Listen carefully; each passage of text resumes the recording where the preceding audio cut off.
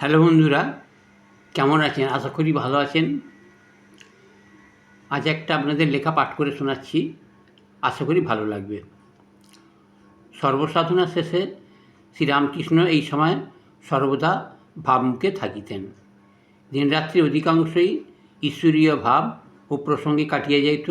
উচ্চ অনুভূতির সামান্য একটু ইঙ্গিত, সঙ্গীতের মাত্র একটি কলি তাহার মনকে সমাধিস্তরে লইয়া যাইত। সেই অবস্থায় যেন তাহার সহজ অবস্থা, জোর করিয়া মনকে বাহ্য জগতে নামাইয়া রাখিতে হইত। সেই সময় তাহার আচার ব্যবহার 5 বছরের বালকের মতো।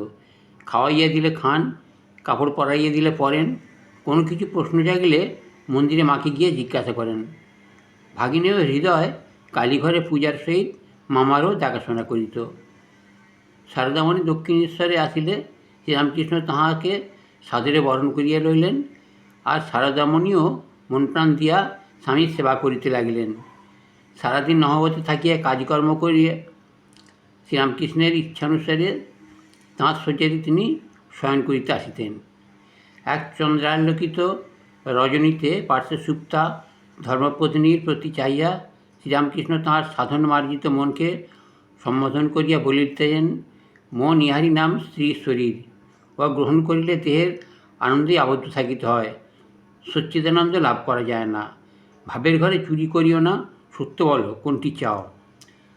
সচ্চিদানন্দ চিন্তামাত্র তাহার মন সেই আনন্দে বিলীন হইয়া গেল। দেহ স্থির নিস্পন্দ। কিছুক্ষণ পরে শারদামণির ঘুম ভাঙিলে শ্রীরামকৃষ্ণের এই অবস্থা দেখিয়া ভীত কিংকর্তব্য বিমূঢ় হইয়া হৃদয়কে ডাকিলেন। হৃদয় জানিত কীভাবে এরূপ ভাবাবস্থা ভাঙাইতে হয়। এই ঘটনার পর শ্রীরামকৃষ্ণ নিজেই শারদামণিকে শিখাইয়া দিলেন, ঈশ্বরের যে ভাব লইয়া ভাব সমাধি হয়, তদনুযায়ী নাম ধীরে ধীরে শুনাইলে ভাব সংবরণ হয়। অতঃপর শারদামণি নিজেই শ্রীরামকৃষ্ণকে ভাবাবস্থা হইতে সহজাবস্থায় ফিরাইয়া আনিতেন। দিনের পর দিন, মাসের পর মাস এইভাবে কাটিয়ে গেল, কাহারও মন দেহের স্তরে নামিল না। এই প্রসঙ্গে শ্রীরামকৃষ্ণ বলিয়াছেন, বিবাহের পর জগন্মাতার কাছে প্রার্থনা করিয়েছিলাম, মা ওর কামভাব এককালে দূর করে দে। এই সময়ে একত্রে বাস করে বুঝেছিলাম মা আমার প্রার্থনা পূরণ করেছেন। একদিন শ্রীরামকৃষ্ণের পা টিপিতে টিপিতে শারদামণি জিজ্ঞাসা করিলেন, আচ্ছা আমি তোমার কে? শ্রীরামকৃষ্ণ যেন প্রস্তুত ছিলেন, সুদামাখা ভাষায় উত্তর দিলেন, যে মা মন্দিরে, যে মা এই শরীরের জন্ম দিয়েছেন, সম্প্রতি নহবতে তুই আমার সেই মা আনন্দময়ী। শ্রীরামকৃষ্ণের কখনো ইচ্ছা হইত প্রকৃতিবেশে সাজিবেন, শারদামণি তাহাকে প্রস্তালঙ্কারে মনের মতো সাজাইয়া দিতেন ও দুইজনে সখীভাবে ভাবিত হইয়া আপনাদেরকে জগন্মাতার দাসী জ্ঞান করিতেন। সাধনার প্রথম অবস্থায় শ্রীরামকৃষ্ণ সীতারূপ দর্শন করেন। তাঁর হাতে ডায়মন্ড কাটা বালা দেখিয়াছিলেন। হৃদয়ের বাক্সে তাহার কিছু টাকা ছিল, সেই টাকায় ওইরূপ বালা গড়াইয়া শারদামণিকে পরিতে দিয়া হৃদয়কে বলিলেন, ওরে হৃদু, ওর সঙ্গে আমার এই সম্পর্ক। বালা পড়িয়া শারদামণির খুব আনন্দ হইল। জ্যৈষ্ঠ অমাবস্যা, শ্রীমন্দিরে আজ ফলহারিণী কালী পূজার সমারোহ। শ্রীরামকৃষ্ণের মনে জাগিয়াছে এক নূতন পূজার সংকল্প। হৃদয়কে ডাকিয়া ষোড়শস্ব উপাচারে দেবী পূজার সকল আয়োজন প্রস্তুত রাখিতে বলিলেন। পূজা হইবে তাহার নিজের ঘরে। শারদামণিও যাহাতে পূজাকালে উপস্থিত থাকেন তাহার নির্দেশ দিলেন। অমানিসার প্রথম প্রহর অতীত হইয়াছে। শ্রীরামকৃষ্ণ শারদামণি দেবীকে ডাকিয়া পাঠাইলেন। তিনি আসিয়া থাকেন পূজার আয়োজন সম্পূর্ণ। পূর্বাশ্ব পূজকের সম্মুখে দেবীর আলপনা দেওয়া পিঁড়ি। শ্রীরামকৃষ্ণ তাহাকে সেইখানে বসিতে ইঙ্গিত করিলেন। মন্ত্রমুগ্ধার মতো তিনি পশ্চিমাস্থা হইয়া দেবীর আসনে উপবেশন করিলেন। তিনি কী করিতেছেন, কেন করিতেছেন, কিছুই বুঝিতেছেন না। শ্রীরামকৃষ্ণ তাকে মন্ত্রপুত বাড়ি দ্বারা অভিষিক্ত করিয়া তাহার অন্তর্নিহিত দিব্যশক্তি উদ্বুদ্ধ করিবার জন্য প্রার্থনা করিতে লাগিলেন। ওই সর্বশক্তির অধীশ্বরী মাতা ত্রিপুরা সুন্দরী, সিদ্ধতার উন্মুক্ত করো, ইহার শরীর মন পবিত্র করিয়া ইহাতে আবির্ভূতা হইয়া সর্বকল্যাণ সাধন করো। সারদা দেবী বাহ্যজ্ঞান শূন্যা হইয়া চিত্রা অর্পিতবৎ বসিয়া রহিলেন। শ্রীরামকৃষ্ণ সাক্ষাৎ দেবীজ্ঞানে ষোড়শ পাচারে সেই মাতৃমূর্তি পূজা করিলেন। ভোগ নিবেদন করিয়া কিয়দংশ দেবীর মুখে দিলেন। সারদা দেবী সমাধিস্থা। শ্রীরামকৃষ্ণ অর্ধবাহ্যদশার মন্ত্র উচ্চারণ করিতে করিতে সমাধিমগ্ন, উভয়ে আত্মস্বরূপে একীভূত। কতক্ষণ কাটিয়ে গেল। নিশার দ্বিতীয় প্রহর বহুক্ষণ অতীত। শ্রীরামকৃষ্ণের বাহ্য সংজ্ঞার লক্ষণ প্রকাশ পাইতেছে। অর্ধবাহ্যাবস্থায় তিনি দেবীর চরণে আত্মনিবেদন করিলেন এবং সুদীর্ঘ সাধনার ফলরাশির সহিত জপের মালাও তাহার পাদপদ্মে চিরকালের জন্য বিসর্জন করিয়া প্রণাম করিলেন। সর্বমঙ্গল মঙ্গলে শিবে সর্বসাধিকে শরণ্যে ত্র্যম্বকে গৌরী নারায়ণী নমস্তুতে। মূর্তিমতী বিদ্যারূপিণী মানবীর দেহাবলম্বনে দেবী উপাসনায় শ্রীরামকৃষ্ণের সকল সাধনা শেষ, আর সদাদেবীর শুদ্ধ দেহ ও মনের আধারে ধর্মযুগ পালিনী মহাশক্তির শ্রী শ্রী মায়ের জীবন আরম্ভ। শ্রী শ্রী মায়ের বাহ্যজ্ঞান ফিরে আসিলে তিনি মনে মনে শ্রীরামকৃষ্ণকে প্রণাম করিয়া বাহিরে আসিলেন। আজ তার মনের কী ভাব, কী অনুভূতি, কে তাহা নির্ণয় করিবে?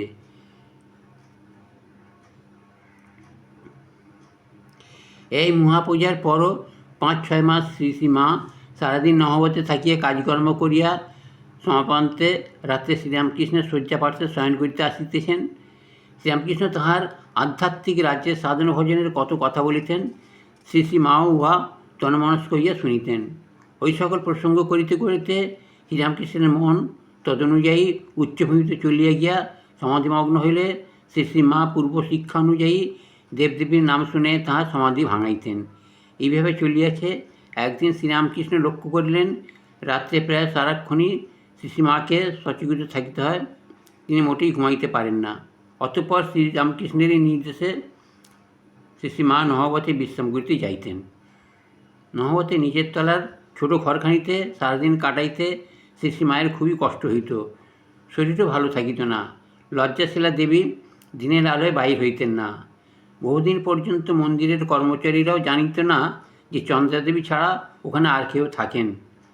একদিন পূর্ণিমার আলো 10 দিক উদ্ভাসিত দেখিয়া শ্রী শ্রী মা শ্রী ভগবানের নিকট করজোড়ে প্রার্থনা করিলেন, আমার মনটি ওই জ্যোৎস্নার মতো নির্মল করে দাও।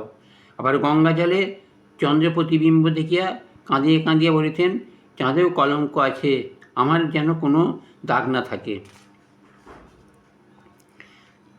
প্রায় 1.5 বৎসর দক্ষিণেশ্বরে শ্বশুর ঠাকুরানী ও পতিদেবতার সেবা নূতন করে জীবনের আস্বাদ লাভ করিয়া পূজার পর শ্রী শ্রী মা কামারপুকুর যাইয়া জয়রামবাটি পৌঁছলেন ও জনক জননীর সেবায় আত্মনিয়োগ করিলেন।